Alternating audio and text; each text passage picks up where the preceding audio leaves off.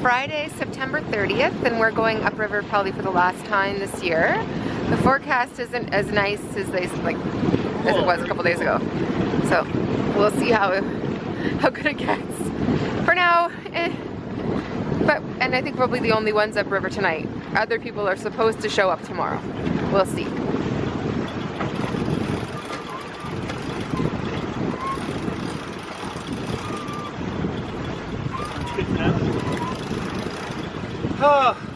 Yes, very few hardcore sailors out here, but we're probably the only ones that are going to be sleeping on the boat tonight.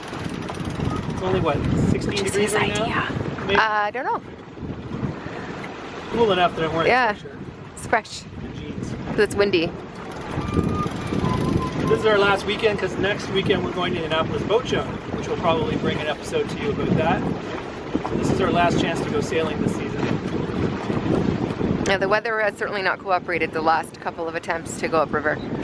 So, like we were going to be upriver last week, but the forecast was going to be really cold, colder than this weekend. So we didn't.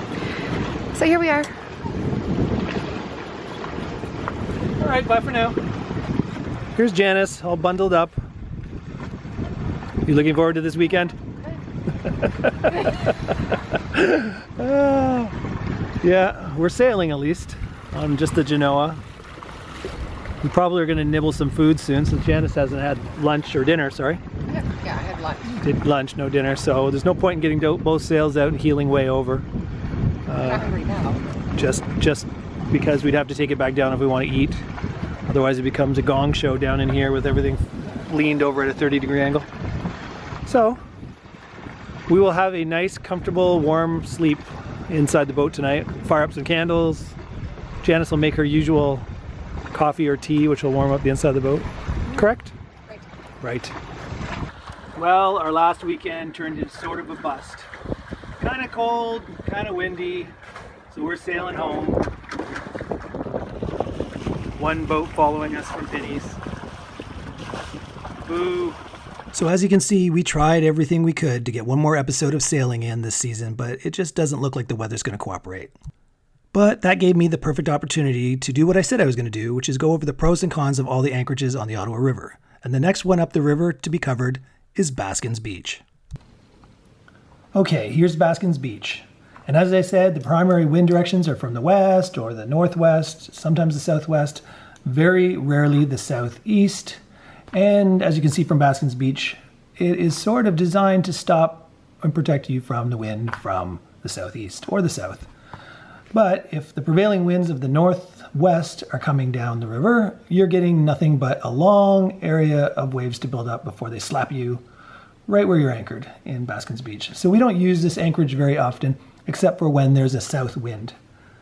So it doesn't have a lot of the protective pros that I look for, but it does have one awesome thing. As you can see, pretty much an unobstructed view all the way down the river to the west. So it means it's the best spot to watch the sunset. Now, I was thinking I was going to do like I did last time, which is superimpose some pros and cons of Baskins Beach over some lovely drone footage. But then I realized I had some already existing footage from a kind of, sort of, not really an episode I did early on this channel.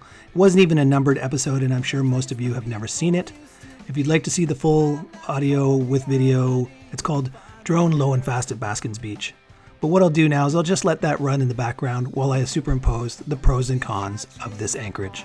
Okay, pro number one of Baskins Beach is that it protects you from a southern breeze, whether it be a southwest or southeast breeze. And pretty much all the other anchorages protect you from a northern breeze.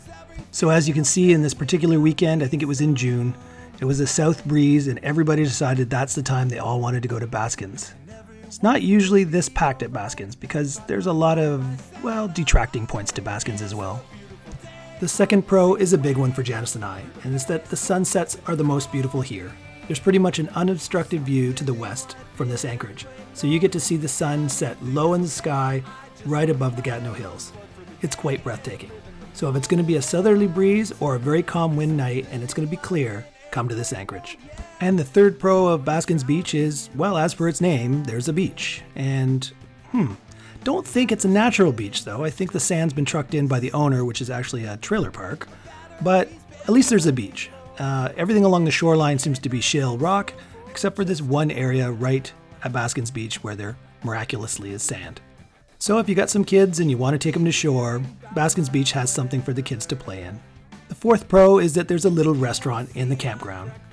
It sells hot dogs and hamburgers and the usual stuff for lunch. It's got ice cream and it's also got breakfast in the morning. So if you don't feel like cooking for yourself, that's always an option. I know on a nice summer night, it's nice to have a reason to go to shore and go get some ice cream. I just have to cut in here and say this is my favorite shot of the drone footage. That's why I called it Low and Fast at Baskins Beach. I just love coming in close to Carolyn and Colin's houseboat and zipping around over top. Anyways, I just thought I'd tell you that. Okay, it's time to get on with the cons of Baskins Beach. What's the reason we don't go here all the time? Okay, con number one is, well, it's not really that far off the main travel portion of the Ottawa River, as you can see in the background here. So every power boat and cigarette boat that bombs by that originates out of Constance Bay goes blasting right by where you're anchored, sending off their huge wake, which is not a huge deal in the middle of the day when you're awake, but it kind of sucks when you're trying to sleep. Con number two has been sort of mentioned already, is that most of the time the wind changes to the west, and when you're here, there's a lot of time for the winds to build up to a sizable, well, size. And then you bounce around like a cork all night while you're trying to sleep. And go back and watch Baskins Beach Party Weekend episode and you'll see us all bouncing around, and it's not too enjoyable when you're trying to sleep. And con number three is sort of a biggie. Seems like a lot of people drag at Baskins Beach. As you can see from the shoreline, it's mostly shale rock, which is probably the same on the bottom. There's little patches of sand, but mostly it's rock. So you think you've got your anchor good and dug in, and then all of a sudden the wind switches to a totally different angle, and voila, you are floating down the river. Not too much fun. Well, that's the end of this episode on the pros and cons of Baskins Beach. I'm sorry I couldn't give you an episode of us sailing because, well, it sucks to live in Canada. But next weekend we go to the Annapolis Boat Show, and I plan to give footage and do an episode on all of that, so stay tuned. Talk to you later. And if you'd like to follow along with Cruising Off Duty, please subscribe.